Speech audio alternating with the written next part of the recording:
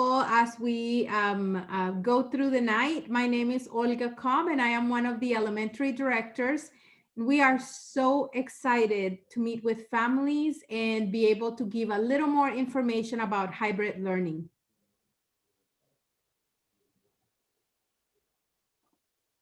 We are going, do you want to translate? Rahel's microphone is muted. Oh, okay.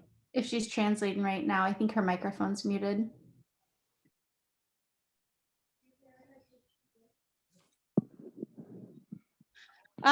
I just want to apologize quickly. I'm trying to connect some of the parents here. We're having technical difficulties. So that's why you see I'm here, but I'm also over there with their phone. So yes, Rahel, so we will wait. We can wait. Yeah, you just tell us, we'll take your direction. You tell us when parents are connected, and then we start then. Okay.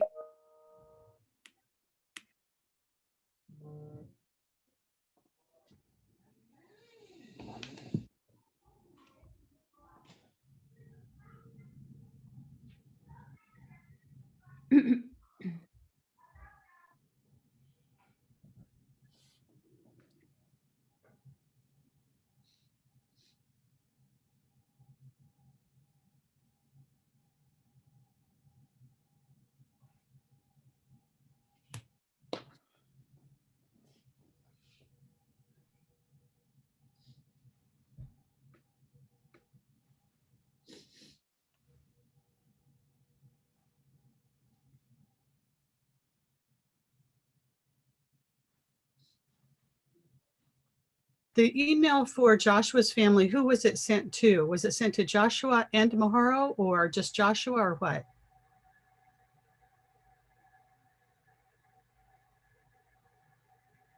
Can someone answer that question? Oh. I don't have that information. Okay, Jackson, I will forward it on to your dad's. Is your dad's the best, or where? Or to you?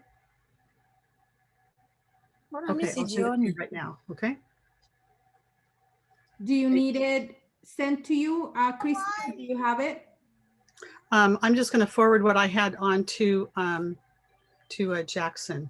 Okay, thank you. Hello, Richo. Hello.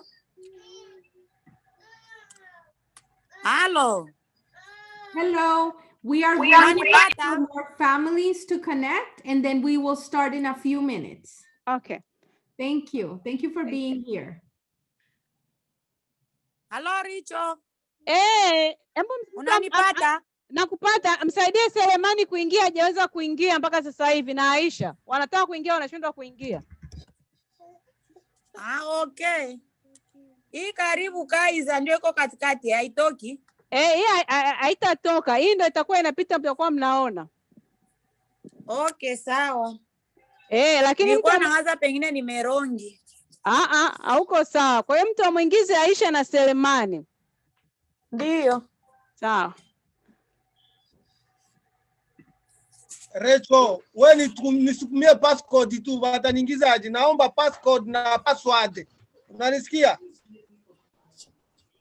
Recho? Nakusikia. Hold on. Ninaomba unisukumie meeting ID na password. Zile namba ndo nahitaji. Afinyaga pale kama Mbona mimi niko live nawaona?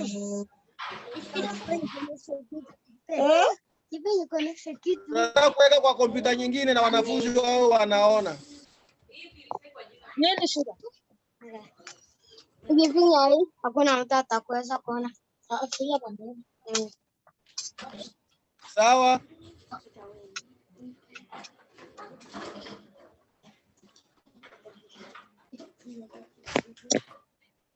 Richo.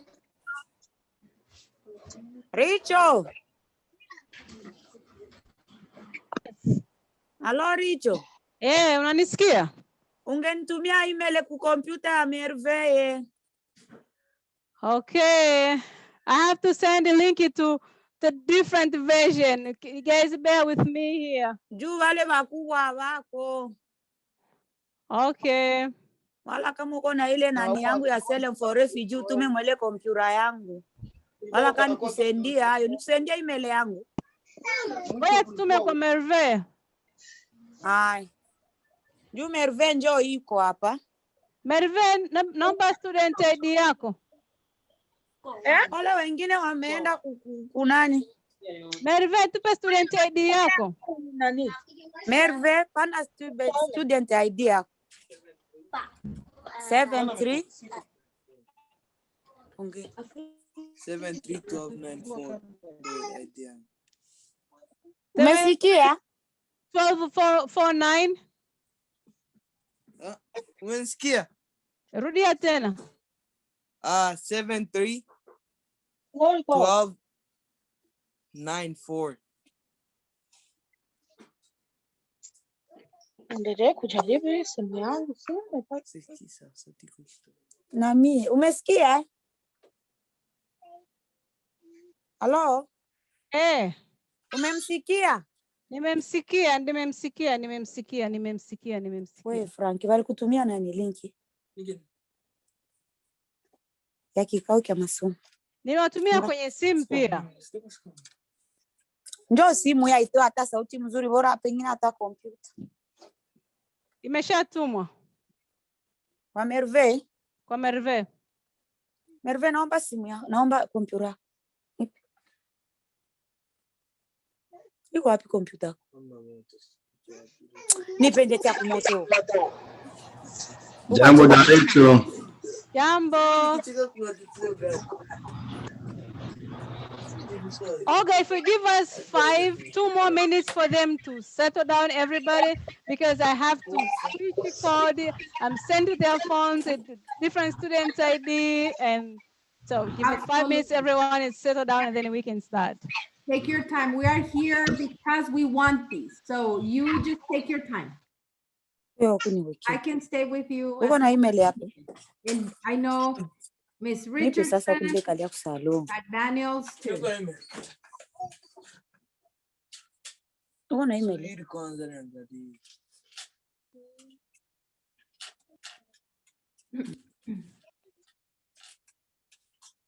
Aisha, hakikisha simu yako ina charge, eh? Yako ina charge. Hapa kidogo itazimika. Tafuta charger. Ndiyo. Njoo hii. Nipe huku, nipe ninge.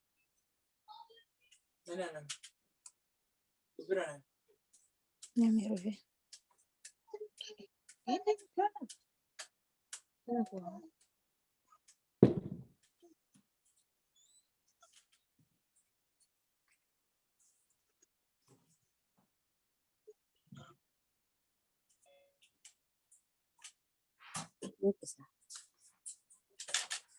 Unasema una charge. Sifa, umeshaingia? Ndio, nimeshaingia. Okay. I think we are ready to go. Okay. Rahel said, okay, we speak and then wait and then you translate. That's how we do it. Okay. Okay. Good evening, families. My name is Olga Cobb and I am one of the elementary directors. Habari za jioni. Huyo mama hapa anaitwa Olga Cobb, ni mmoja wa wakurugenzi hapa shuleni. We are very thankful for the opportunity today to talk to you about hybrid learning and answer any questions that you have. Anashukuru kuwaona hapa katika kusoma kwa kuchanganya tunaporudisha watoto shuleni. Kama kuna swali, tatizo lolote, yuko hapa kusikiliza. We have a team of experts today with us, and I am going to turn it into one of those experts, Director Cynthia Richardson, who is our Director of Equity and Advancement. Kuna wataalamu wako hapa kuweza kutusaidia. Anaweza sasa hivi anapeleka kwa mkurugenzi ambaye ni Cynthia, ambaye yeye anafanya katika mambo ya haki na usawa na kwa watu wote. Thank you, Good evening. Habari za jioni. Welcome. Karibuni. When does my student start in-person learning? Ni lini mtoto wangu ataanza kusoma uso kwa uso?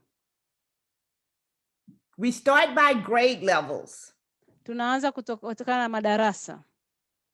Kindergarten and first grade. Chekechea na darasa la kwanza. Multi-grade special programs.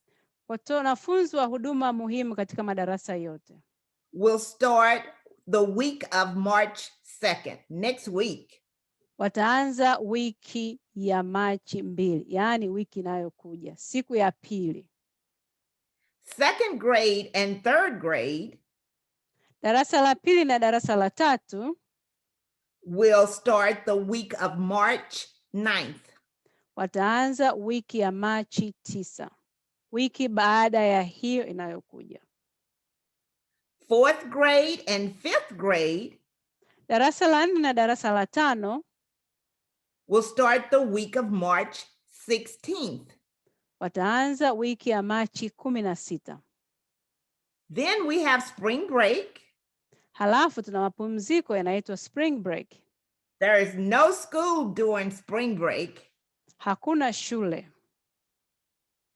And that's the week of March 22nd to the 26th.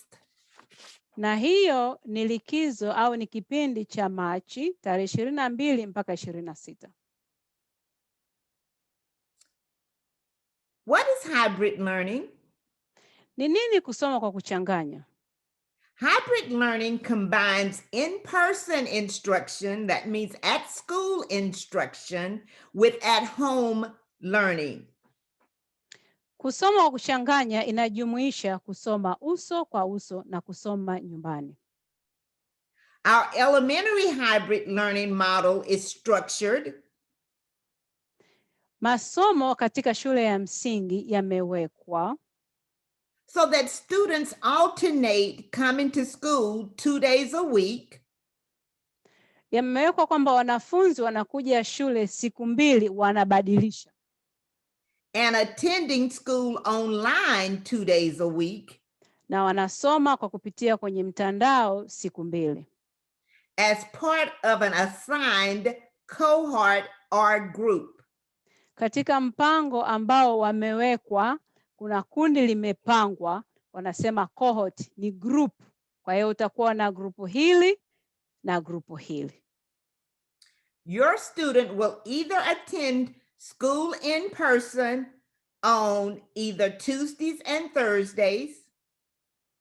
Mwanafunzi wako atahudhuria shule kusoma uso kwa uso kwa siku ya Jumanne na Alhamisi. Or on Wednesdays and Fridays. Au siku ya Jumatano na Ijumaa.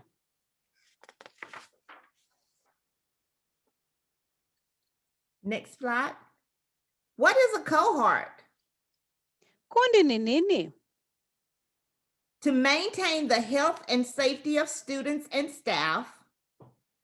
Kulinda afya na usalama wa wanafunzi na wafanyakazi. While in a hybrid learning model. Wakati tunafuata kusoma kwa kuchanganya. Students will attend school based on their assigned cohort.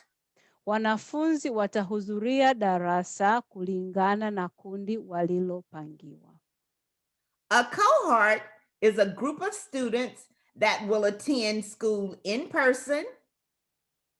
Kikundi au kundi cha wanafunzi ambao watahudhuria shule kusoma kwa pamoja.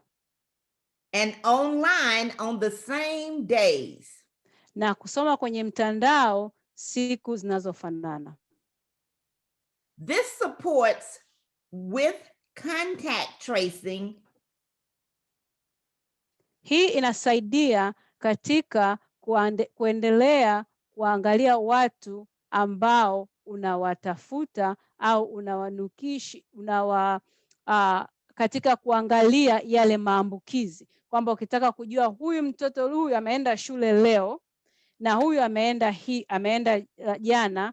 Kwa hiyo kama kumetokea mtu anaumwa, basi inakuwa rahisi kujua watu gani wamekwenda shule leo na mtu gani alienda shule jana. This ensures we maintain healthy learning environments. Hii itasaidia kuweka mazingira safi na salama ya kusoma. How do I find my students' cohort through the Parent View app? Nitamtafutaje mwanafunzi wangu kwenye kundi kupitia Parent View app? You find the icons for student info, it's circled in red.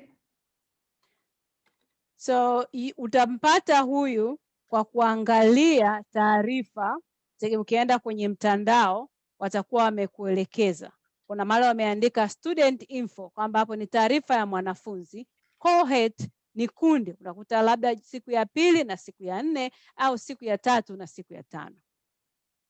Then under the student info tab, you will click on additional information.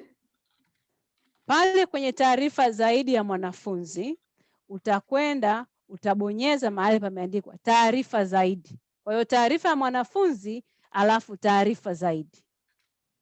And then underneath the tab other data, you will see the cohort. It says here Tuesday, Thursday, and it's circled in red.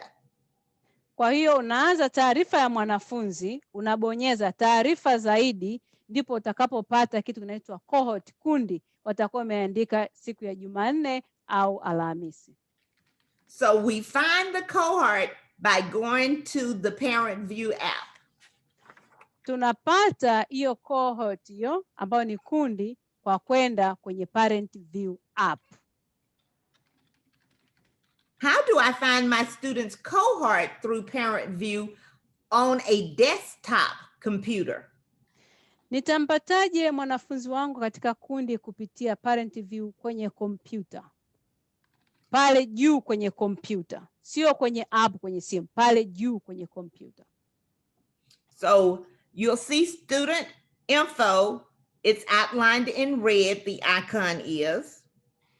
Utaona kichwa kama cha mtoto kimekaa kinasoma kitabu, watakuwa wameweka katika nyekundu, kiko kwenye kijedwali kinaitwa student information, taarifa ya mwanafunzi.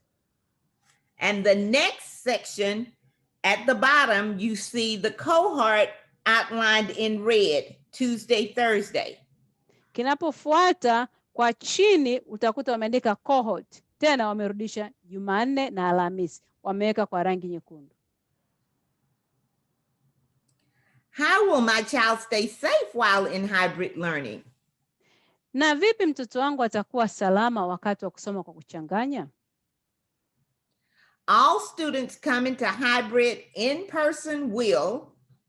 Wanafunzi wote wanaokuja kusoma uso kwa uso watatakiwa Wash hands when entering the school. kuosha mikono wakati wanaingia shule. Wear a face covering. Kuvaa barakoa. Maintain physical distancing. Kukaa umbali wa kimwili. And wash hands often. Kuosha mikono mara kwa mara. Our team has been implementing our safety procedures already, as many students have safely been coming into our building for limited in-person instruction. Timu za shule zetu tayari zimeweka mwongozo na usalama kwa vile wanafunzi wengi wamekuwa wakija katika majengo ya shule kwa masomo ya muda mfupi. What will hybrid learning look like for my student? Kusoma kwa kuchanganya kutaonekana vipi kwa mwanafunzi wangu? So in-person learning, kusoma uso kwa uso. The subjects will include reading, writing, math, social skills, recess, and lunch. Kusoma uso kwa uso itajumuisha siku ambayo watoto wanakwenda shule, watakuwa na masomo ya kujifunza kusoma, kujifunza kuandika, watakuwa na hesabu, ujuzi wa jamii, mapumziko na chakula. At home learning will include. Na kusoma nyumbani itajumuisha PE, music, small groups, reading, math, and online practice. Mazoezi ya viungo, kusoma nyumbani kutajumuisha mazoezi ya viungo, muziki, makundi madogo madogo, kusoma, hesabu, majaribio kwenye mtandao. What you should know ahead of hybrid learning. Nini cha kujua mbele ya kusoma kwa kuchanganya? Small cohorts, Makundi madogo, drop-off pickup, jinsi ya kumshusha mtoto shule na jinsi ya kumchukua mtoto shule, bus rider registration, namba ya usaili ya basi, and student materials. na vitu vinavyohitajika kwa mwanafunzi. What if I want my child to stay in online learning? Na je, kama nataka mtoto wangu akae katika kusoma kwenye mtandao? The district had a transfer window in November and early December. Wilaya ilikuwa na dirisha la kuweza kuhama kwenye kipindi cha mwezi wa Novemba, mwezi wa 11 na mwanzoni wa mwezi wa 12, yaani Disemba. Between EDGE and CDL. Katikati ya EDGE na CDL. Where families could choose to transfer to the online only option. Ni wakati familia ziliweza kuchagua kuhamia kwenda kwenye mtandao, kusoma kwa mtandao pekee, yaani EDGE. EDGE for the rest of the school year. Kwa muda wote uliobakia wa mwaka wa shule. Families could also transfer from EDGE to CDL. Familia pia ziliweza kuhamia kutoka EDGE kwenda CDL. With the hopes of returning to in-person instruction. Kwa matumaini ya kurudi kusoma uso kwa uso. If a family wishes to remain in remote learning, kama familia ingependa kubaki kusoma kwenye mtandao, they should first contact their school principal. Wanatakiwa kwanza wawasiliane na mkuu wa shule. The principal will discuss options with the family. Mwalimu mkuu atajadiliana na familia kuhusu uchaguzi na kujibu maswali. Answer any questions and when necessary, submit a request to stay in remote learning. Kwa kujibu maswali na kama kuna umuhimu wa kubaki kusoma kwenye mtandao, basi utatuma maombi. Notifications will be sent to families that their student will be enrolled in a remote learning classroom. Taarifa itatumwa kwa familia kuwa mwanafunzi atajiunga kusoma kwenye mtandao. With an EDGE teacher or district assigned teacher. Na mwalimu wa EDGE au wilaya itakuwa imempangia mwalimu. Most likely, remote learning students will not stay with their current teachers. Kuna uwezekano mkubwa wanafunzi watakaobakia kusoma kwenye mtandao hawatakuwa na mwalimu wao wa sasa. Students would begin in their new classrooms when their grade level transitions to hybrid learning. Wanafunzi wataanza madarasani wakati madarasa yao yanaingia kwenye kusoma kwa kuchanganya. At this time, do you have any questions? Wakati huu, je, kuna maswali?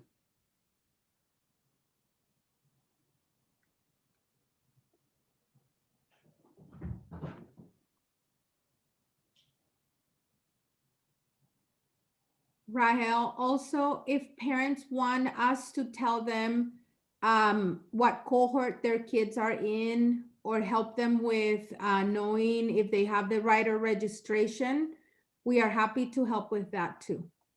Okay. And also school start times, we had that question. Kwa sasa hivi tunafungulia maswali, lakini pia wanataka kujua kwamba kama wanataka kujua mtoto wako anapanda basi, upewe namba, utaka kujua kwamba muda wa kuanza shule, utaka kujua kama mtoto wako atakuwa kwenye kundi gani.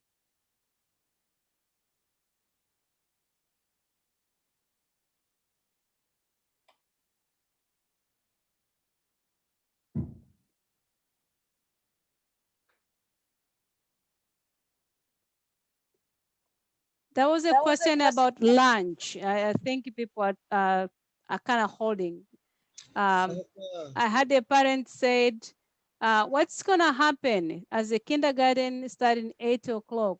Will I be able to provide the snacks, or what is going to happen?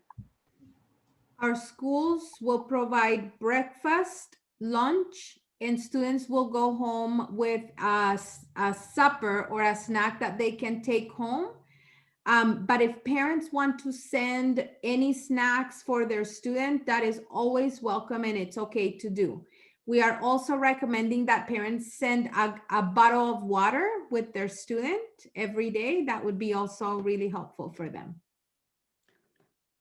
Kuna lile swali la kuhusu chakula ambalo mlikuwa kuna watu wameuliza kwamba itakuwaje kwa wale ambao wanaenda chekechea. Kwa hiyo nimeuliza na majibu yake yameonekana kwamba shule itatoa kifungua kinywa ambao ni breakfast, lunch, chakula cha mchana na chakula cha jioni ambacho wanasema ni sapa. Hicho mtoto atapewa aende nacho nyumbani.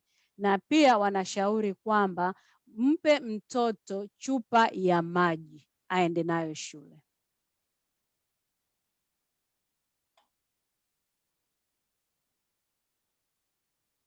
Kuhusu hilo la mabasi, namna gani utaratibu, kujua namba? Okay. The same thing about the bus. How do we know the bus route? Okay. Is the last name Kilongo? Okay. Yeah. And the student name is Merveille? Is that the student name? Okay. Yeah, that's the student name. Okay. I'm going to look right now. So while you guys take the next question, I will look and I will get that information right now for us. Christy has her hand up. Yeah.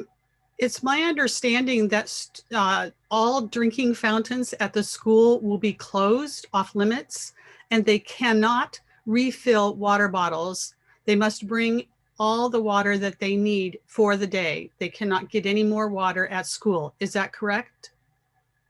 We will always have water at school. So if a child forgets a water or they run out of their water that they brought in their bottle, we will always have water at school. Yes, but they cannot come thinking, oh, I can refill my bottle at the school. They cannot do that. That is correct. Yes, all the drinking fountains are closed for safety. So we are asking families to bring water, but if they don't do it that day, we don't want parents to worry. We will have water bottles at schools for the kids. Can I translate that to the other family, please? Christy alikuwa anasema kwamba anafahamu kwamba watoto watakuwa enda shuleni na chupa za maji. Lakini ukinywa yale maji ukimaliza hauwezi kwenda kujaza kwa sababu wamefunga zile vyote vile ambavyo vya kunywa maji. Lakini kama mtoto atahitaji maji ataweza kupewa maji ya ziada, lakini awe na chupa yake. Mimi na swali. He has a question. Nauliza hivi, wakati wanafunzi wako kwenye mapumziko, hakutakuwa mwingiliano wa kucheza na kusana?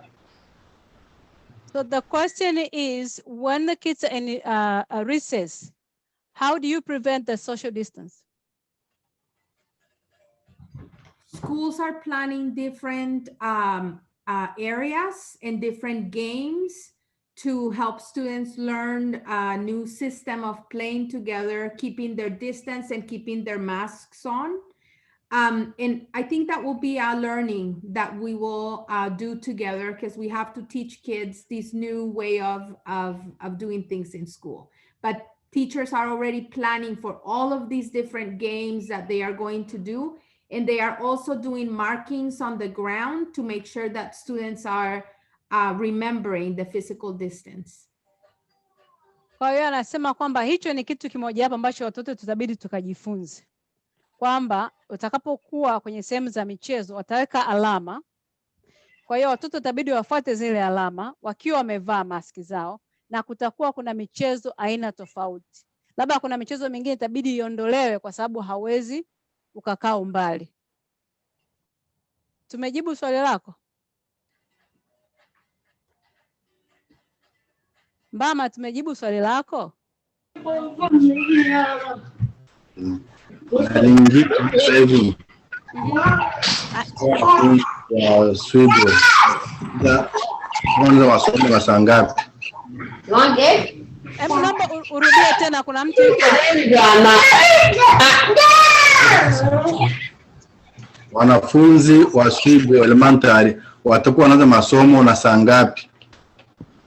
Na wanamaliza na saa ngapi? Sababu mimi mwenyewe wana kuwapeleka na tena kuwachukua. Question about the Swiggle starting time and pickup time, because he will be the one dropping them and pick them up. Swiggle start time is 8 and the dismissal time is 1 o'clock.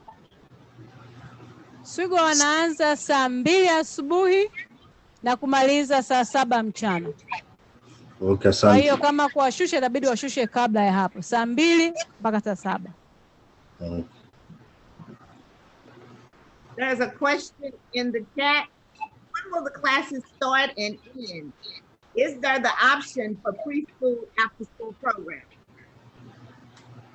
Hai, na mimi niko na swali kuongezea kwa ile ya mama. She has a question to add on what from the previous person.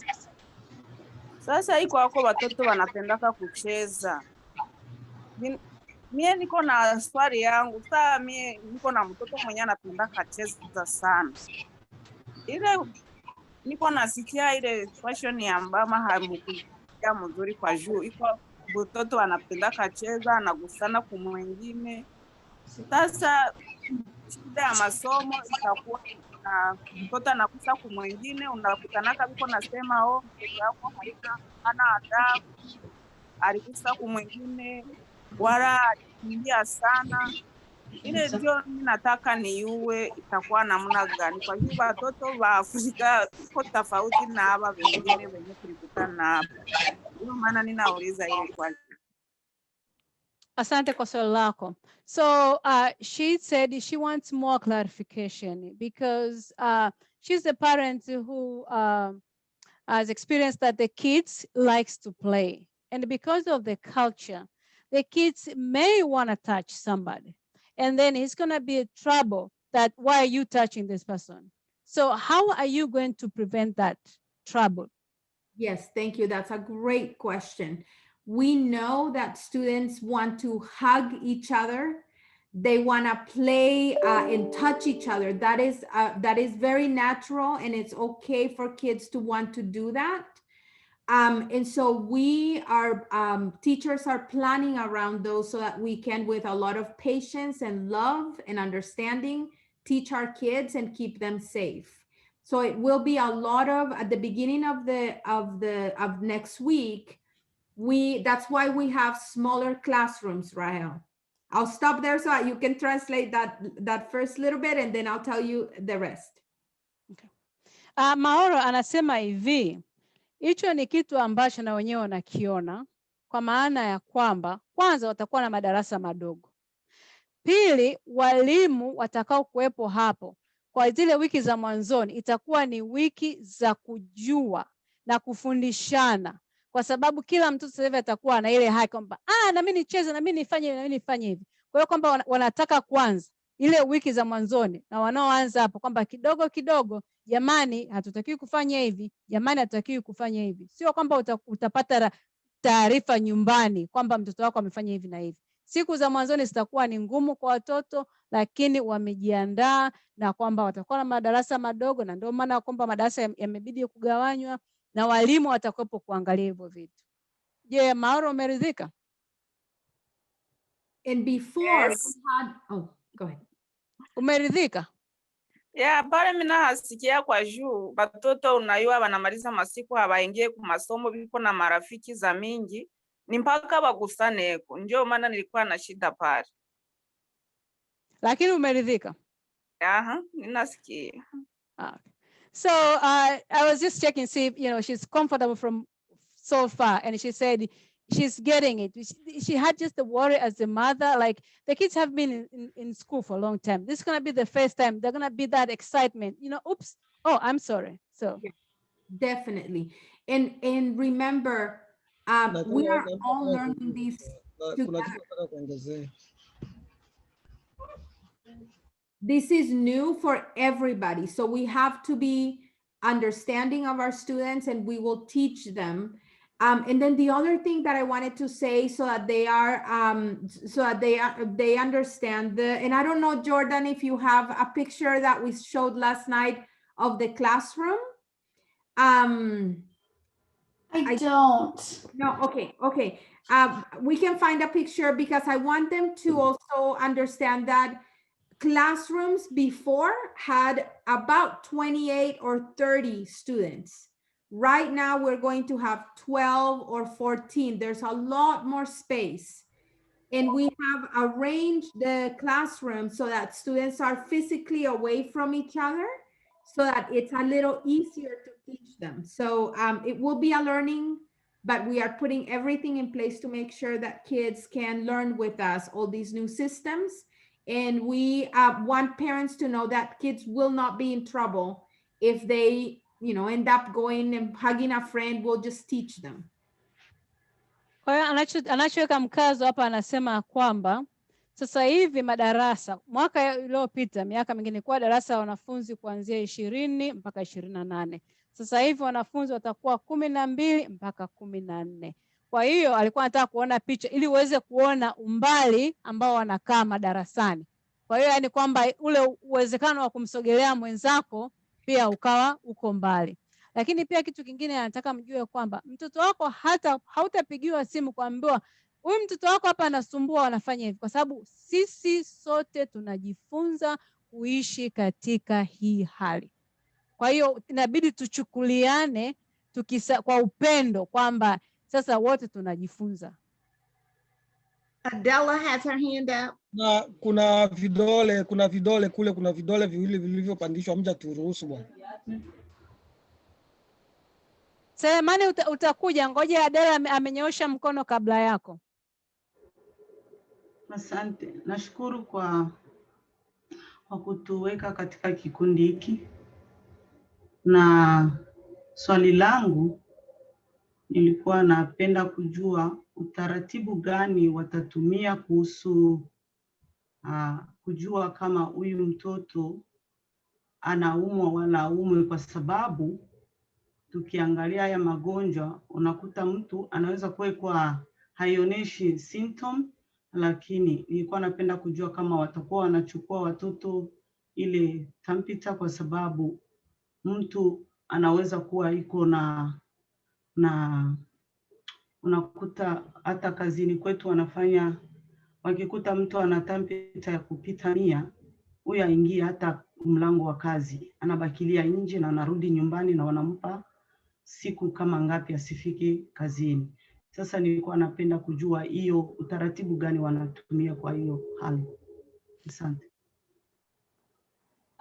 First of all, I just want to say thank you very much for inviting them in that group. They appreciated that.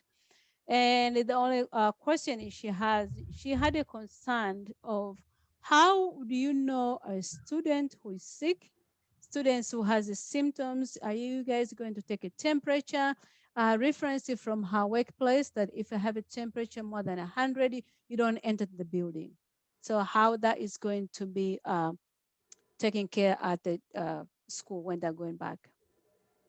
Yes, that's a great question. We are going to do visual screenings every day for every student. And then students that are not feeling well or that are showing some symptoms are going to go into an isolation room. And then we will follow all the protocols that the health department has given us. We will call a nurse, and then the nurse will, if it's needed, we have some protocols to provide the test in school. And then at the same time, we will be calling the parent for support with the student. And then lastly, we will communicate with the people that we need to communicate with in case we need to have a group be in quarantine. Anachosema kwamba asante, hilo ni swali zuri. Anasema watakuwa wanakagua yani kwa kuangalia. Kuna kitu ambacho watakuwa wanapima, wanaangalia kwamba kuona mtu ambaye ana dalili, na pia kwa kuangalia hivyo unaweza kujua huyu mtu anaumwa. Ukionyesha kwamba mtu anaumwa, kwamba kuna nesi, wanamuita muuguzi ambaye atafanya hiyo kazi. Kwa hiyo sasa hapa unatofautiana. Anakuja shuleni anaangaliwa, wanasema vision screening, wanaangalia kama anaumwa. Akikuta anaumwa, hawa ambao sio wajuzi wanabaki. Anaitwa mjuzi ambaye ni nesi, muuguzi. Yeye anakuja anaangalia hiyo hali. Akimaliza hapo, wanaweza wakafanya majaribio, test, waangalia kama mtu anaumwa. Na baada ya hapo sasa wanaita wazazi. Kwa hiyo unaweza, wakati nesi anakuja anaambiwa anaumwa, na mzazi naye amepigiwa taarifa. Na wakati huo huo, baada ya kupata majibu yote, inabidi sasa wawasiliane na watu ambao watakuwa wanatakiwa kujua. Kwa mfano, ile darasa lako ambalo kama wewe umekuja shuleni ukabanika kwamba una maambukizi, ina maana ya kwamba anasema hizo protocol hizo kwamba ni itikadi. Kuna mtiririko wa watu kuambia. Kwanza kumwambia mzazi aje amchukue, lakini pia natakiwa atoe taarifa vituo vya afya kwamba kuna mtu hivi, ili uweze kujitenga, ujiweze kujikarantini kama itaonekana unaumwa. Olga, here's the only picture that I have of a recent classroom. Thank you so much, Jordan. Rahel, this is a picture that we wanted to show. These desks are a little bit larger than others, but it shows here how we're spacing classrooms so students can have their own area. They won't be sharing materials. Each student will have their little box with crayons, pencils, their own books that they will use throughout the day. So just information for parents to just see it. Kwa hiyo hii ni taarifa nataka tuone kwamba unavyoona hayo madawati yalivyo yuko. Haya madawati ni makubwa kidogo, lakini unaona nafasi iliyoko. Kwa hiyo wanafunzi watakapokuwa hapo, kila mtu atakuwa na kibox chake na kikontena chake ambacho kitakuwa kina penseli, kalamu, kifutio, hata shirikiana na mtu mwingine. Kwa hiyo hii ni picha ambayo alikuwa nataka muweze kuifahamu. Kama uliangalia darasa miaka iliyopita na uone tofauti yake.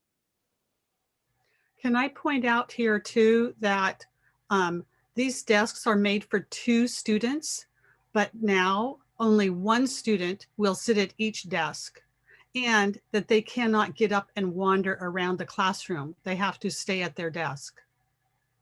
Anaongezea kwa kusema kwamba haya madawati yalitengenezwa kukaa watu wawili, lakini atakaa mtu mmoja. Kwa maana ya kwamba watategemea mtoto atakaa, wala hatakuwa na nafasi ya kwenda kwa mtu mwingine, ile kutembea kumwangalia mwenzako, wewe umefanya nini? Kwa sababu kila mtu atakuwa kwenye dawati lake. And in the past, the teacher would have students come and sit up close to them on the floor for a story time or instruction. There will not be any of that either. Students can only stay at their desk. Hapo mwanzoni kuna wakati wanasema wakati wa hadithi. Kwa hiyo unakuta wanakaa kwa chini wote wamejikusanya kwa pamoja. Lakini sasa hivi na mazingira tulionayo ni kwamba utakaa kwenye dawati lako tu. Selemani.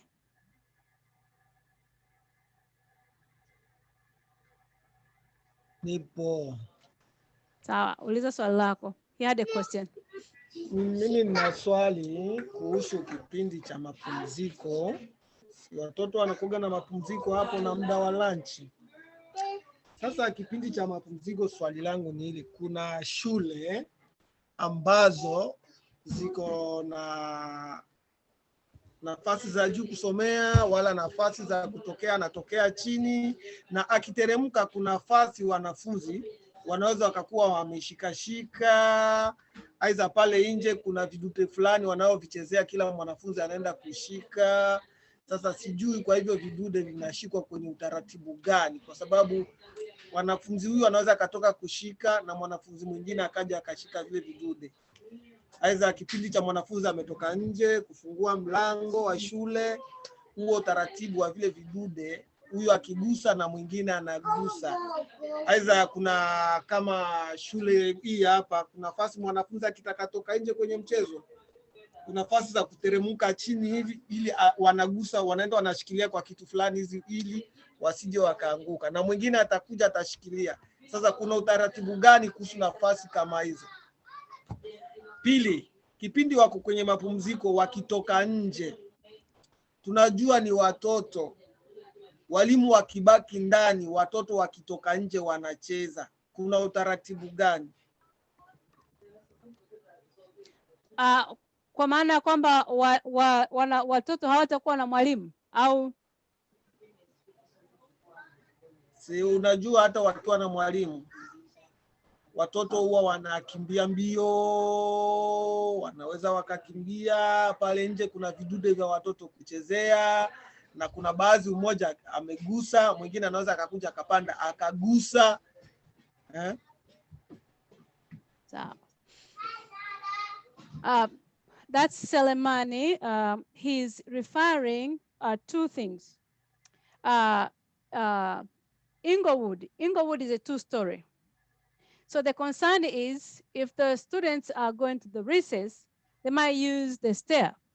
Holding on the staircase, are they going to be wiped? Because they're going to be, I'm touching, you're touching, they're touching.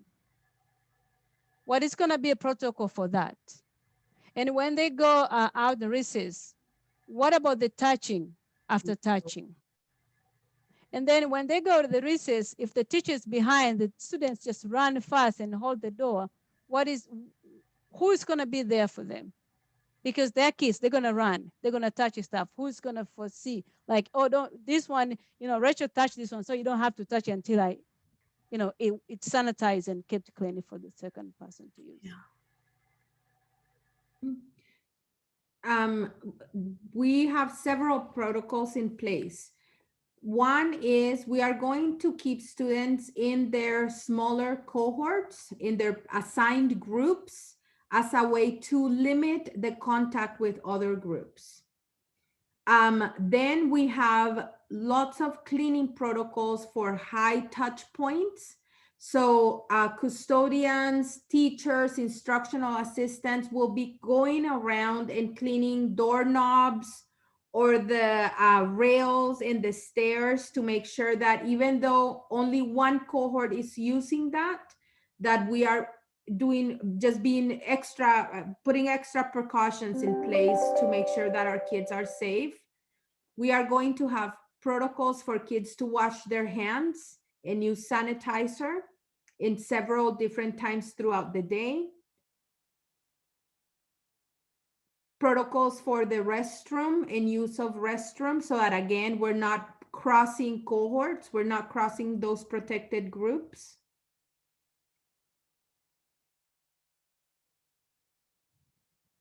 And then again, continue to educate our students to make sure that they help us and they understand the importance of it. Rahel, something else I forgot about the cohorts is that schools have developed maps where there are certain doors that are used only for those cohorts. And there are certain spots in the recess area that are used for certain groups of students. And then any equipment that is used has a protocol for cleaning. I know I said a lot. I tried to do it slowly because I know you're taking notes. Thank you, Rahel. Cynthia, Sylvia, Jacqueline, anything that I forgot? No, I know you were looking up a bus number for one of the families. Yes, I'll give them that information in a little bit after we break into groups. Okay, yeah. Great. Can I respond back to that question?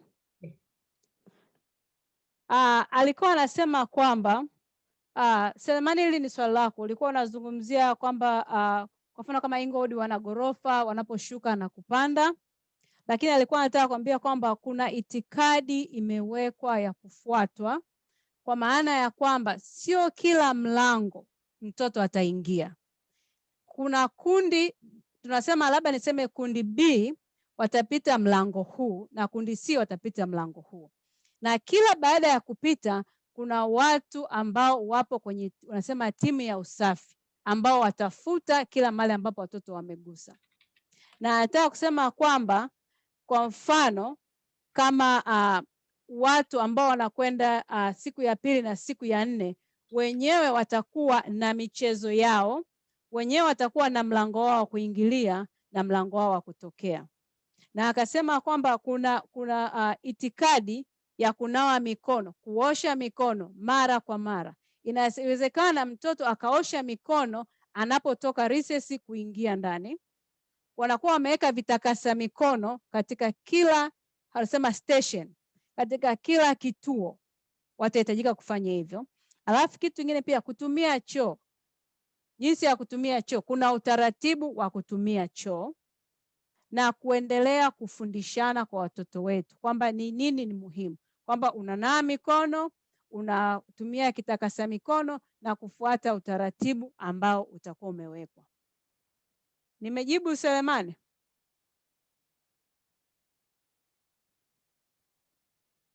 Hapo nimesikia tu bado ni kuingia na kutoka. Hauja nijibu kuhusu taratibu upi utakuwepo wa kipindi cha mapumziko watoto wako nje. Ndio yeye amekwambia kwamba wameweka itikadi kwamba unapokwenda mapumziko, wewe kama unaenda mapumziko, kwamba kuna mwalimu atakuwa pale na kuna vitu. Kwa mfano anasema leo tunacheza labda kila mtoto anapewa kamba kwa sababu hatuwezi kucheza. Ungerudilia nani, kompyuta yangu imefroze. Haya. Anasema hivi, kwa mfano kipindi cha mapumziko mnapokwenda wanaweza wakasema hatuwezi kucheza mpira kwa sababu nikicheza mpira mimi nikirusha na wewe ukirusha utagusa. Kwa hiyo tunasema kwamba kila mtoto anapewa kamba. Kwa hiyo unakuwa una kamba ya kuruka. Sawa? Ile kamba ukimaliza kuruka inawekwa pale pembeni, inasafishwa. Hakuna mtu mwingine atakayegusa ile kamba. Kwa hiyo ndio maana anasema kwamba wameweka, wanasema protocol, wanasema ni itikadi ambayo inafuatwa katika mtiririko ambao upo. Kwa hiyo kuanzia unapoingia shuleni utakuta kwamba kama ulikuwa unaenda juu, wewe utakuwa unaingilia chini. Kama ulikuwa unaenda kucheza ukipita hapa, unapita hapa katika, yani ni utaratibu ambao umewekwa. Swali tumejibu? Haya, nimeshukuru kwa majibu yenu. Umeridhika lakini? Ndio. I was trying to make sure that he was satisfied because I had to use the rope as an example because we might not going to be able to play with the ball because that's going to be touching. But if you give a student a rope, each one will do a jump rope and then you put aside, we sanitize that. Exactly. Raquel? Watakuwa wanasoma siku ngapi kwa wiki? How many days they'll be going to school? 2 days. 2 days at school, 2 days at home, online in the computer. Watasoma siku 2 nyumbani, siku 2 shuleni. Raquel? Yes. Tell the parents we really need their help. Nataka amjue kwamba wanahitaji msaada wenu. Wanahitaji nyinyi muweze kuwasaidia. We need them to make sure students understand that they need to wear their mask. Tunatakiwa tusaidiane kuwaambia wanafunzi, watoto wetu wavae vibarakoa, wavae kabisa hivi. We need them to help us make sure students know that they have to use physical distancing at school, and we try to have marks so kids can know how to maintain that physical distancing. Wanataka mtusaidie kuwafundisha watoto kwamba tunakaa kiumbali. Watakuwa wameweka alama kwamba wao waweze kuona. Unaambiwa hapo ni blue. Hapo hapo usimame hapo hapo. Kwa hiyo ni kwanza kuambia sasa hivi watoto nyumbani kwamba tutakapoenda shuleni mambo yatakuwa tofauti. Umeona, uangalie zile alama kwa sababu ndio utakuwa umesimama hapo. Hakikisha unavaa barakoa zako mpaka mwalimu anapokuambia toa. We need them to know that they need to wash their hands or use sanitizer, make sure that their hands are clean. Kuhakikisha kwamba watoto wanaosha mikono na wanaosha mikono kwa uhakika. So ile hivi. Wanaosha kabisa mikono yao iwe misafi na kutumia vitakasa mikono. Thank you. Asanteni. Olga, Na can you nataka explain kuongezea hivi. cohort? Kiukweli kusema tuwasaidie walimu kuhusu hao watoto, micho kweli ni kweli, lakini kuna wengine watoto ambao hawasikiagi, labda wao walimu juu watakuwa karibu yao ndo wafanye hiyo kazi ya kuwahimiza na kuwaonesha kwa vitendo, unaona. Lakini sisi wenyewe hapa kuna watoto wengine ni wakaidi sana. Ukibonesha hiki hataki kukifata. So what she's saying, she said she understands that as a parent we need to help the teachers, but because as a parent they see the struggle within their kids. Some of the kids, they don't listen. So the plea to her is that the teacher can show them, maybe by practice, maybe that they will be able to hear that, and it's coming from the teacher, because they know what they're supposed to do, but they also say, teacher, have mercy. Teacher, help them. 100%, Rahel. We want parents to know that this is a partnership and we will help them. We are ready to help students know that the mask has to be over the nose and that it has to be worn at all times. And if a student needs a break from the mask, we're gonna teach them how to do that. That if we have a student, I had that question before, that my student sometimes doesn't listen. We will help them. We will teach them. We have teachers that have worked with students. This is our job.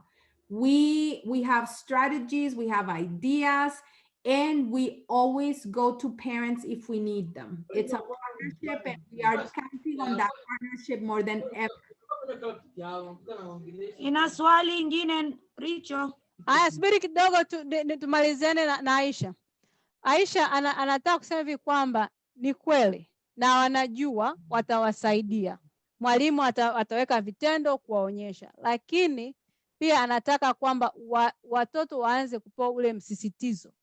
Wenyewe watakuwa wanaonyesha kwamba uvae ikae, lakini pia mtoto aambiwe kwamba kama unataka mapumziko ya kuvaa barakoa, unamwambia mwalimu anakupa utaratibu. Kwa sababu kuna wengine watasema mimi nimeshachoka sitaki kuvaa sasa hivi, lakini wewe tu ukavua darasani. Inabidi umwambie mwalimu ndio atakubaliana na wewe, ndio utapewa jinsi gani ya kwenda mahali ukiwa umevua hiyo. Kwa maana kwamba utakuwa uko mahali peke yako. Itakuwa vizuri kwa sababu tunaona watafanya masaa mengi shuleni. Sasa unafanya masaa mengi umevaa na ile barakoa, itakuwa ni kuhangaika sana. So she said, thank you, because she agreed what you said, but also she's happy that they might get a break, like in between, if they feel overwhelmed by wearing the mask. Yes. Rahel, I want parents also to know that they can call our schools at any time. And hopefully, I know you're there to help them with translation, but we want to hear from parents. And so and if they ever feel like they called the school and they're maybe not getting the help that they need, please call Ms. Richardson or call me. I'm gonna put my name in the chat, and I want parents to keep my name. because I want them to know that we want them to be better, and we want them to feel comfortable at school. We want to have kids be happy at school. Aisha.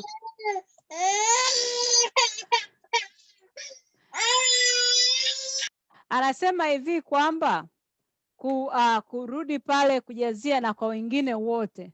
Anataka kuwasema hivi, unapopata shida, piga simu shule. Ukiona hujapata jibu ambalo linakufaa wewe, jibu ambalo umelifurahia, yeye anaitwa Olga Cobb. Ameweka jina lake hapo na namba ya simu. Mumpigie au mpigie Miss Richardson, huyu ambaye yuko hapo. Ili kama una tatizo lolote, kama una dukuduku, umeenda shuleni, umejibiwa hukutaka, au unaona kwamba hujasikilizwa, tafadhali, tafadhali, tafadhali wasiliana na hao watu wawili. We have 2 hands up, Adela and then Christy. Adela, mkono uko juu au umesahau kushusha? Recho. Mi niko na meeting na Samoya, naweza nikaenda? Kama umeshamaliza sawa. Sawa. Adela amesahau kushusha. Asa, I think Adela forgot to. Hapana. Hujasahau, samahani.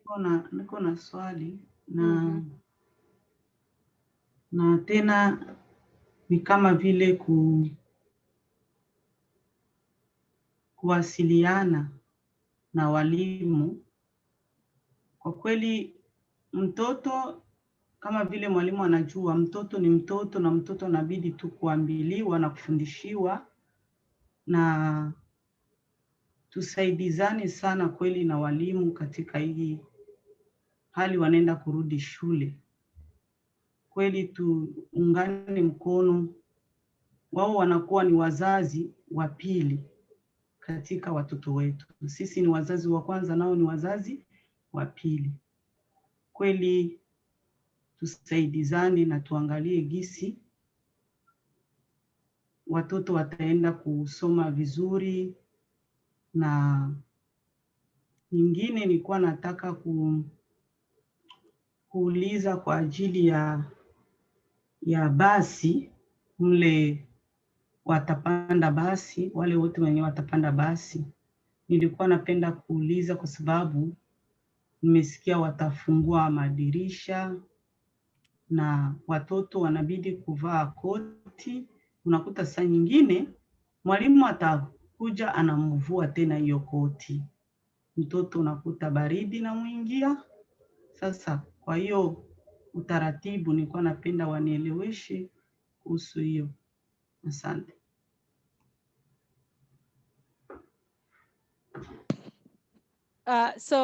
The first part, she was also adding from what the other people have said, especially the Salem-Keizer, that we, as a parents, we should help each other with the teachers. The teachers are the second parents. We are the first one, they are the second one. So if we help each other, then our students, they are going to succeed. And then the second question is about the bus transportation, that they are going to have the windows open. They'll need to double their jackets. Now the question comes, when they go to school, the teachers tend to take off their jackets. How that's going to happen? Or how that's going to help them? Because you tell them, double the jacket, and they go to school, just like, you can't have all that. Yeah. Kids can, whatever is comfortable for students. When they get to the classroom, teachers will ask them to take off their jackets and put them in the chairs, or keep the jackets if they're feeling cold. And then when they go outside to play, then they'll put their jackets back on. For students who are little, the kindergartners and the first graders, teachers are going to be the ones asking them to do all of those things at the beginning while they learn. But for 4th and 5th graders, we just do what they feel comfortable with.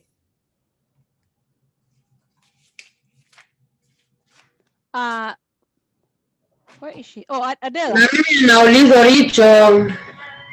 Tutakuja kwa ngoja tumjibu huyu hapa. Na ukitaka unyoshe mkono, ngoja kwanza.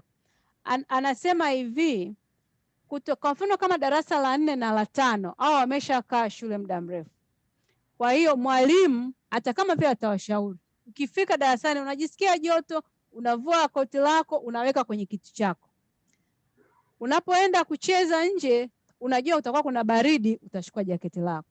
Lakini wale wadogo itabidi waulizwe, unasikia baridi? Unasikia joto? Kwa sababu wenyewe hawaelewi. Wameambiwa wamevalishwa.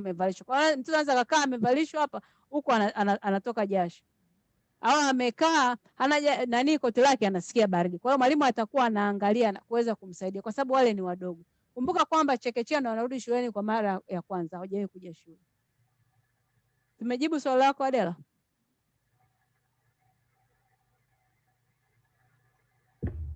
Ndio, asante.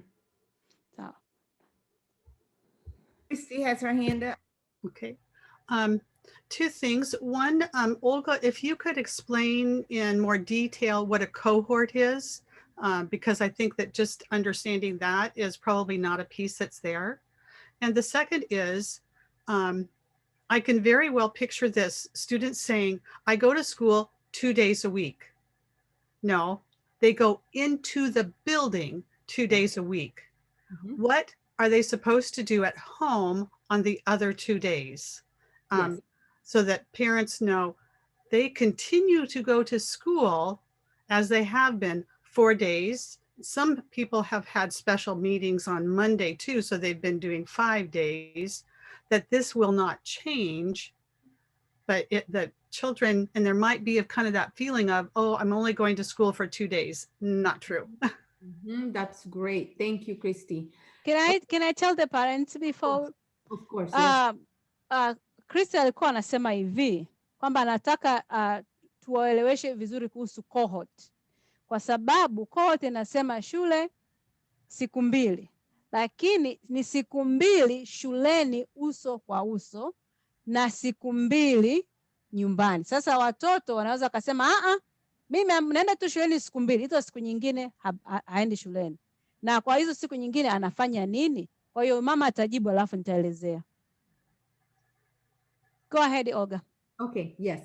So number 1, the cohorts. As a safety measure, we need to stay in smaller groups that are protected groups.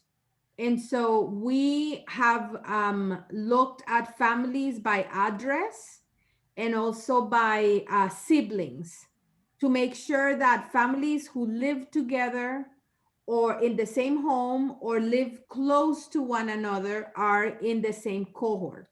And again, cohort is a protected group, an assigned group. And kids will come to school in those protected or assigned groups 2 times a week. And then they will go into their cohorts and learn from home the other 2 days of the week.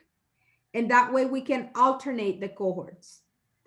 The benefit of having those cohorts is that first of all, they're very small groups. In a classroom, again, where we were able to have 30 kids, now we have 12, 14, 15, sometimes 6 or 10. So it's really nice small group for cleaning and for all the other protocols that we have to follow. The second part to that, do you want to do that first, Rahel? Let's go on. Keep going? Keep going. Okay. The second part of the question, and Christy, if I'm missing something important about the cohort that you had in your mind, please help us because the more information, the better. Thank you.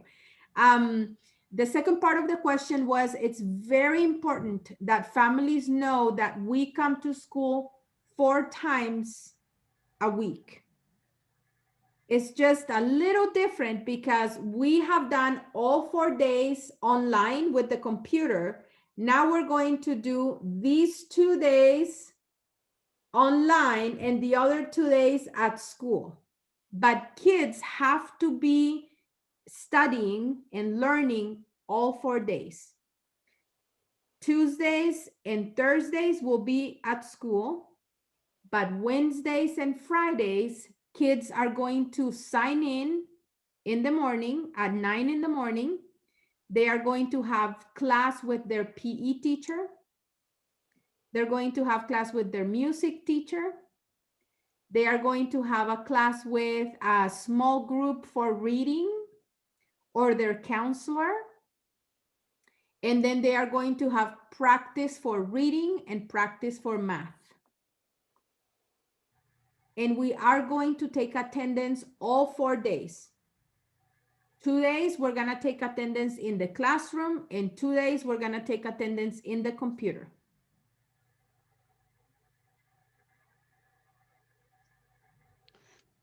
Okay. That was a lot, Rahel, thank you. Okay. Alikuwa kwanza anataka kuhakikisha kwamba tunajua neno cohort. Sisi cohort wakati tunasema kama ni kundi. Kwa hiyo kumbuka kwamba tunaenda shule siku hizi 4, lakini kwa cohort unaenda siku 2 unasoma nyumbani, siku 2 unasoma uso kwa uso. Kwa hiyo naanza pale mwisho narudi nani alivyosema. Anasema zile siku nyingine ambazo tuko nyumbani ndio utasoma na madarasa, mwalimu wa mazoezi, mwalimu wa muziki, makundi madogo madogo ya kusoma na mshauri wa wanafunzi, na katika mazoezi ya hesabu, na pia watakuwa wanachukua mahudhurio mara 4, kwa maana kwamba ukisoma nyumbani watachukua mahudhurio, ukisoma shule watachukua mahudhurio. Sasa kurudi kule kwenye cohort, anasema kwamba makundi haya madogo yamewekwa kuchukua tahadhari, yamewekwa haya makundi madogo kuangalia ndugu, kama mdogo wako yuko darasa la 4 na la 2, mtakuwa mnakwenda shule wakati mmoja, kuangalia address kwamba ni watu wa karibu, kwamba sio huyu anatoka huku anatoka huku, ni kwamba vimepangwa kwamba watu wanakuwa wako karibu.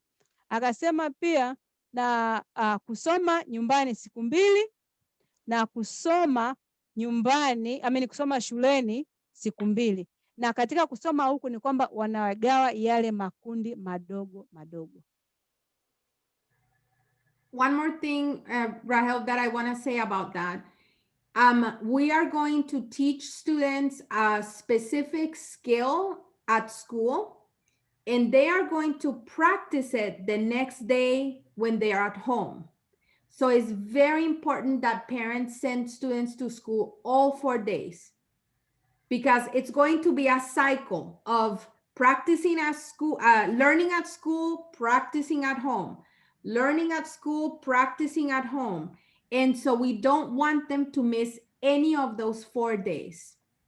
Very, very important that students are in attendance all 4 days. Kitu ambacho amesema, ameongezea hapo kwamba wanakwenda kuwafundisha watoto ujuzi maalum. Kama wewe umekuja darasani siku ya 2, siku ya 3 utakwenda kufanya yale ambayo umefundishwa. Kwa hiyo anasema kwamba ni mzunguko. Kwa hiyo ukija leo utaambiwa hiki, kesho nenda kajifunze. Mwa unakaa katika huo mzunguko.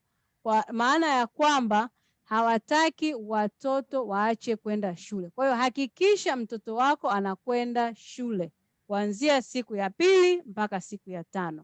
Na ujue kwamba akienda leo atafundishwa kitu ambacho kesho yake atatakiwa akajifunze nyumbani. Anafundishwa leo shule, lakini kesho yake anajifundishia nyumbani. Can I just add a little more about the cohort? So this protected group, this group that your students go to school with, this small group of 10 students or 12 students, they come to the school, they go to the classroom, they do not go to any other room in the building. They do not go to the lunchroom, they do not go to the gym, they do not go to the library. They go only to their classroom. When it's time for recess, they go outside with that same group, and the groups outside do not mix. So if your group goes to the covered area and plays in the covered area that day, and then maybe the next day, maybe they get to play over by the equipment, they do everything with that little group. And when they come into the building, they come into the building at a specific door they have been told about by their group. This was an example of what Englewood sent. And it shows how students come into the building. At Englewood, in the past, all the students came in the front door. All the students. They lined up and everyone came in the front door.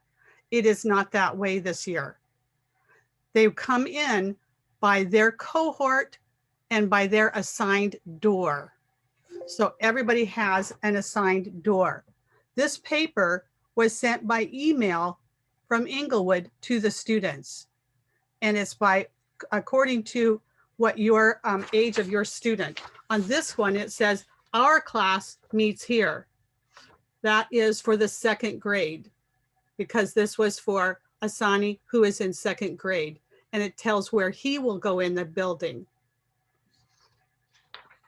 Christy alikuwa anataka kuweka mkazo kwenye cohort. Kwa hiyo tutumie cohort, lakini cohort jina la Kiingereza, wa Kiswahili tunasema ni kundi. Kwamba hilo kundi lako la watu 10 mpaka 12, hilo kundi litakuwa linaenda hivi, limeshikana. Likiingia kwenye ule mlango ambao wameambiwa ndio mlango wa kuingilia, watakwenda moja kwa moja, watafuata utaratibu, watakuwa darasani. Hawatakwenda kusoma library au maktaba, hawatakwenda lunchroom, hawatakwenda sehemu yoyote ndani ya jengo. Wakitoka hapo wanakwenda nje kwenye mchezo. Utasikia ni recess. Kwa hiyo kwamba wanaweza wakakaa, kuna sehemu nyingine zimefunikwa, nasema covered, kuna sehemu nyingine ambazo hazijafunikwa. Kwa hiyo kama mtoto wako yupo kwenye darasa tunasema A, na leo A wanakwenda kwenye covered area ambayo ni pale pamefunikwa, watakaa hapo hapo. Kwa maana ya kwamba kesho au ile siku nyingine watakao kwenda, labda watakwenda sehemu ambayo ni tofauti na pale palipokuwa pamefunikwa, lakini kila mtu mnakwenda kama timu. Tunasema mnakwenda kama timu, hamuachani, kwa maana ya kwamba mnafanya vitu vile vile. We have 2 questions. Salamani has had their hand up, and then Umbama has had his hand and up. Then Sifa. Selemani.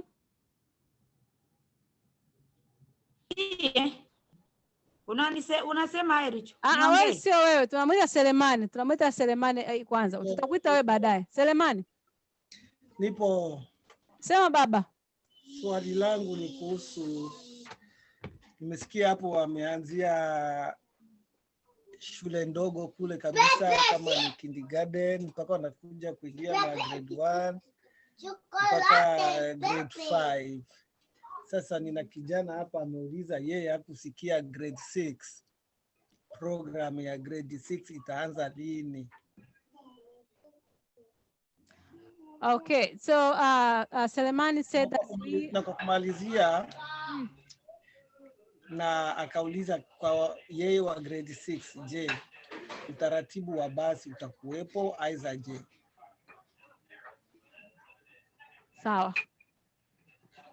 Selemani was asking that we mentioned that when we're bringing back the kids, students, they'll be from kindergarten to 5th grader. But he has a son who's sitting with him, and he had everything and said, what about 6th graders? What about the buses for the 6th graders? Okay. 6th grade, 9th grade, and 12th grade. 6th grade, 9th grade, and 12th grade will return to school April 13th.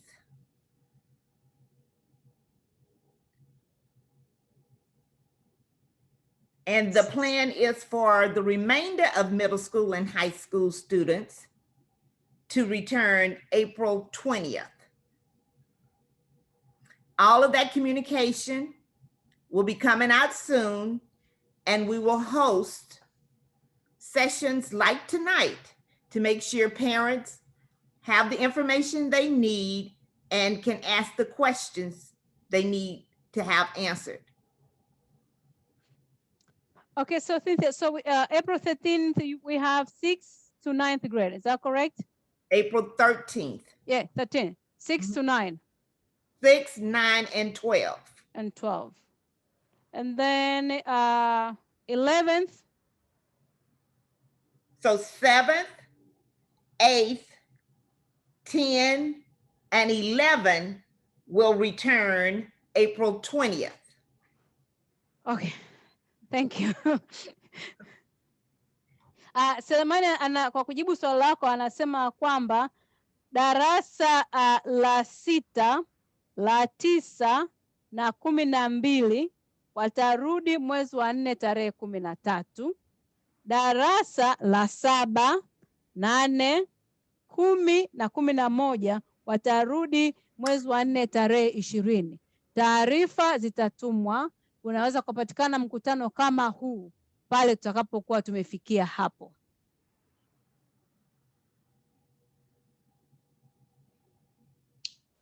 Rachel, I just also want to say that there are going to be sessions like this for middle and high school, and it's going to be the week of March 15th, that week. So we'll let you know. You can ask later the parents, what we did today to pick a day, but we'll do that later. So you know. Kwa alikuwa anakumbushia kwamba tutakuwa na hii mjadala tuliokuwa nao wa leo, lakini kwa wale ambao tunasema ni middle school na high school, sisi kwa tunasema wa sekondari na wa high school, kwamba tutafanya mwezi wa 3 tarehe 15, lakini tutachagua muda na siku. Kwa hiyo bado kwanza hapo tumalize haya yaliyoko kwanza. Sifa, ulikuwa na swali? Nilikuwa na swali, nimeona kama imeshajibiwa. Lakini ingine nilikuwa napenda kusisitizia ni ile ya maske kwa hawa watoto wetu wadogo. Kama gisi wengine wameshaongelea, kwa kweli ni shida. Watoto wengine kushinda na maske, na akiambiliwa na mwingine mtu anashinda analia.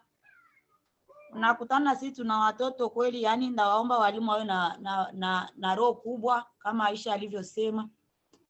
Unakutana mtoto kweli toka shule ngali kawaida alikuwa ni msumbufu. Sasa hivi wamweke na maske masaa 5, na mwalimu akija kumshauri vaa maske anashinda analia. Yani hiyo naomba wawe na moyo mkubwa tu wa kuvumilia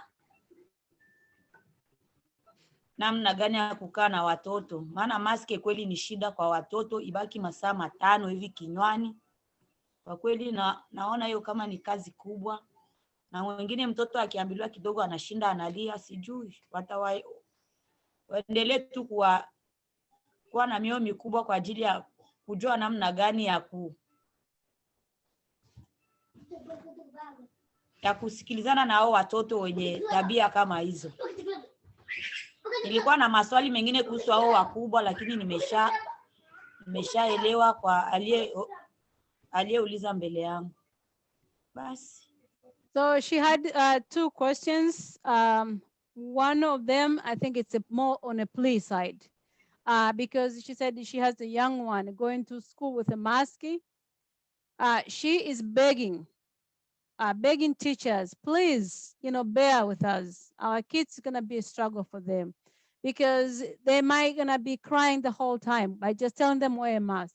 So there's some of melting down that we're gonna have to, maybe not. But she just said, please don't take it a different way. It's gonna be hard, because these are the young ones who they probably was in kindergarten, never been back, and then you're telling them to start wearing masks in 5 hours and all that. So she's just like, please, like other mamas and have said, so please, the teachers, please bear with us. We're gonna teach them, we're gonna help them, but please, while you're there, don't take it the other way. And then she said her other question was about the middle school and high school. And that one, she said, it's okay because she got the glimpse of it. Okay. Rahel, just please reassure her that we understand. And we know that our kindergartners have never been in school. School for them is this screen, the computer. And so we are going to teach them from the beginning what it is to be in the classroom, walk in a line, use the bathrooms in the school, go pick up their lunches. They've never had lunches in school. So our teachers will take care of them. And I also want to say, if parents are really worried, it's okay to call the school and tell the school, can you please leave a message for Mrs., the name of your teacher, and tell them that I'm really worried about my son because he's not used to the mask yet. Whatever messages you want to leave, we are happy to collaborate and partner with parents. I'm going to, while we answer another question. Oh, I don't have screen sharing, Cynthia. Cynthia, are you the host now? No, Jackie is, I believe. Oh, let me get you here too. Oh, Jackie, can you help me so that I can share? Yes. Cynthia just sent another really good classroom picture. I just put you as a host. Thank you. While you do the next question, Rahel, will you tell them I'm going to show another picture for a classroom that Cynthia shared? Because it's really good that parents see it so they can feel comfortable. Kwa hiyo wakati mimi najibu swali, yeye atatuonyesha picha ya darasa ambayo mwalimu mwingine ameonyesha. Lakini alikuwa anasema kwamba tafadhali mzazi, usijisikie uchungu, usijisikie kwamba hamna mtu atakayenisikiliza kuona kwamba kama kuna tatizo lolote shuleni kuhusu uvaaji wa barakoa kwa watoto. Anasema kwamba kwa mfano wale ambao wanakuja watu wa chekechea, hawajawahi kwenda shule, hawajui shule kukoje. Wao shule wanajua kwa kuangalia hizi kompyuta zetu. Kwa hiyo anasema kwamba watawafundisha jinsi ya kwenda kuchukua chakula, kuna jinsi ya kwenda kama chooni. Kwa hiyo vitu vyote hivyo watakuwa wanafundishwa na wenyewe watafundishwa kwa kufuatana huu mwongozo ambao uko hapo. Kwa hiyo ni picha jinsi ambavyo unaona darasani ambavyo wanakaa, lakini anataka kuonyesha kwamba unaona hiyo mistari iliyoko hapo kwamba kuna mingine imewekwa, wanasema mishale. Kwa hiyo kama unakwenda hivi na kurudi hivi. Sijui mnaiona? Eti wazazi tunaiona. Sawa. Kwa hiyo hivyo ndio vitu ambavyo unaweza ukamwambia mtoto kwamba kila mtu amewekwa kwenye kiboksi chake na kila mtu wanajaribu kumkinga kutoka kwa mwenzake. Rahel, I shared the picture with the parents and I asked them if they saw the pictures and they said yes, and I was trying to explain about the arrows. Yes. So the kids learn that they move only in one direction. And then I don't know if they can see, but there's a dot right underneath the chair. Do you see that there's a dot in there? Like a sticker that is a dot. And that is to teach students that the chair has to stay there always. We're not going to move that chair. And they have their own space. And again, it's all just teaching kids the protocols.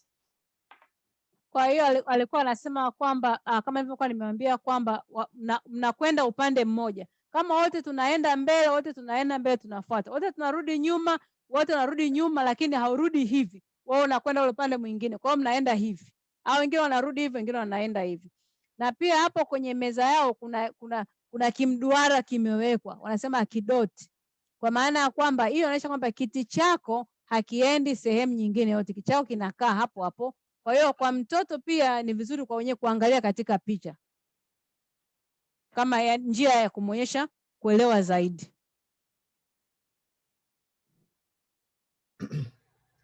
And a last picture that I wanted to show you is how kids are going to keep their materials. So let me put that up. Anatuonyesha picha ambayo watoto wanaweka vifaa vyao vya shule. Every student will have their own little box, and these boxes will be sanitized at the end of every day. And kids will keep those boxes in their desk so nobody else touches their materials. Kwa hiyo unaona hivyo viplastiki hivyo vikontena hivyo ndo vitakuwa vinawekea vifaa vyao vya shule. Kwa hiyo mwisho wa siku vinafutwa, vinawekwa vizuri na hakuna mtu mwingine yote ambaye anagusa. Unaweza kuona hapo kwamba kuna vitabu, kuna kila kitu. Na hivyo vinakaa kwenye dawati lao. And then for books, if the students want to read a book, the teachers are going to show them the books, give them the books. And then when the students are done, those books are going to go in a different room for a just specific amount of time before other kids can touch them. Kwa hiyo hapo chini unaona kwamba kuna vitabu. Kama mtoto anataka kitabu, mwalimu atamuonyesha, atasema kama anataka kitabu hiki. Alafu yule mwalimu atachukua kile kitabu atampa mwanafunzi. Mwanafunzi akishasoma kile kitabu, hakirudi hapo, kinaenda jengo jingine au chumba kingine kwa muda ambao wenyewe wamekubaliana. Kama itakuwa ni siku 4, siku 5, baada ya hapo ndio kitarudishwa ili mwanafunzi mwingine aweze kupata hicho kitabu. Thank you, Rahel. Thank you, Olga. We had a couple of questions in the chat that I don't want us to forget. One was parents were asking if there was before or after school programs, and I want to encourage them to talk to their schools because we have YMCA champions or Boys and Girls Club, and principals are trying to give them a little space in the school so every school can have childcare. We are trying. We won't have it everywhere, but we are trying. Kwa hiyo alikuwa anasema kwamba kuna ile anasema kabla ya shule na baada ya shule. Kuna ndani ya shule pale unakuta zamani kulikuwa kuna hizo huduma za kuangalia watoto. Kwa hiyo anasema kwamba kama unahitaji hiyo huduma, kuna ofisi kwa mfano kama tuna wanasema Salem Child Development Center, wasiliane na mkuu wa shule. Yeye ndiye atakayekuwa anajua kwamba ni nani anatoa huduma kabla na baada ya shule. Thank you. Christy has her hand up. Yeah. I wanted to say that families, especially with younger kids, should start right now helping their children get used to wearing a mask for a longer and longer time. If they've not been wearing a mask at all, then start even tonight if they're up and have them wear it for half an hour, and then have them wear it tomorrow for an hour. And then each day add a little bit more time so that they get more and more used to wearing the mask. Now, I know they're not going to like this, and especially if they're at home, but you can say this is part of learning, and this is part of what you will start doing next week when you go to school, so that they can sort of build up to being prepared for doing that for longer and longer times. Chris alikuwa anasema kwamba kama familia tuanze kufanya mazoezi ya kuvaa barakoa. Kwa mfano leo usiku nasema haya tunavaa nusu saa, kisha nusu saa, kesho tunavaa dakika 45, unaenda unaongeza, lakini uambie kwamba hivi ndivyo utakavyokuwa unavaa shule. Kwa hiyo kuanzisha yale mazoezi. Lakini mimi napenda pia niongezee, nadhani sasa hivi tuanze kuwapeleka watoto wetu kulala mapema. Watoto wataanza shule saa 2 wako shuleni. Na kama wewe unampeleka mtoto shule, huyo mtoto anatakiwa aamke asubuhi. Kwa hiyo ili upate muda wa kutembea, kwa sababu kumbuka kama ukifika pale shuleni kunakuwa na utaratibu wa shule ambao shule ndio watakuwa wanajua kama unamkabidhi vipi. Kwa hiyo kulala mapema.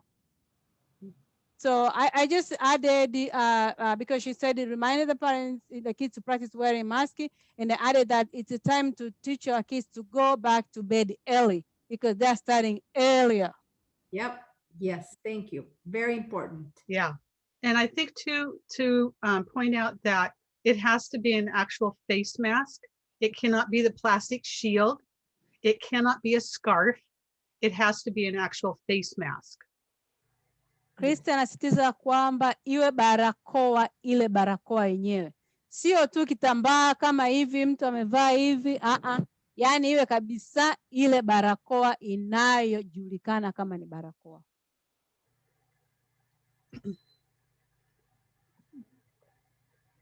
We had a question before about the transportation, about the buses. Mrs. Kilongo asked, and unfortunately, we don't have transportation for where she is at, but there are ways. We just want to maybe have a conversation with her later, because if her students qualify for our English learner program, there could be a way for transportation. We just need some more information. Because they live very close, so they don't qualify the young ones. The one who qualify is the middle school. Okay, so maybe that's why we can't find the middle school information, because it's not in the system yet, because we're still working towards that. So we will have that very soon when we have the next meeting. I'm sure we'll have information for the middle schooler. Sifa, unasikia? Kama unasikia, alikuwa anasema, alisema kwamba ulikuwa umeuliza kuhusu usafiri. Nikasema usafiri kwa wale wadogo, wewe unakaa karibu na shule, hawezi kupata usafiri. Wadogo hawahitaji usafiri. Kwa hiyo ikifika wakati wa mavee tutakwambia, kwa sababu sasa hivi hatuko kwa watu wakina mavee, ndio maana hawezi kupata taarifa. Ndio, nashukuru. Selemani asking teachers, as Salem-Keizer School District, are we planning to have extra masking? Because the students might have a mask going to school, getting over there in a recess, the mask is off on the floor. That mask is not going to be able to be used. Yes, we will have these medical grade masks, and we will also have some other masks that are fabric that we can send home with some students. But if a student, for example, gets to the bus and forgot it, or left, or it dropped on the floor, the bus drivers will have masks that students can use. And teachers will have masks if the student comes into the school and the mask even looks like it's falling apart or something, teachers will give them masks. We will always have a backup of masks. And the other question that has been asked is if parents have to send sanitizer to school with the students, and the answer is no, we don't need the sanitizer. Schools have plenty. We will have sanitizer and we will have masks for our kids. Kwa hiyo alikuwa anasema kujibu swali la Selemani kwamba ikitokea mtoto ameenda shule amedondosha maski, hata kama hajapanda kwenye basi, pale kwenye basi zitakuwepo, darasani zitakuwepo, shule zitakuwepo zile za blue ambazo kama za hospitalini, na pia zitakuwepo zile za kushona. Kwa hiyo watampa mtoto aende nazo nyumbani. Na pia kuna watu wengine waliuliza huko mwanzoni, je, mtoto aende shule na vitakasa mikono, sanitizer? Wanasema hapana, shule inatoa. Okay. Rahel, do you have any questions? Do they have any questions about cohorts or something more specific? I will stop the recording.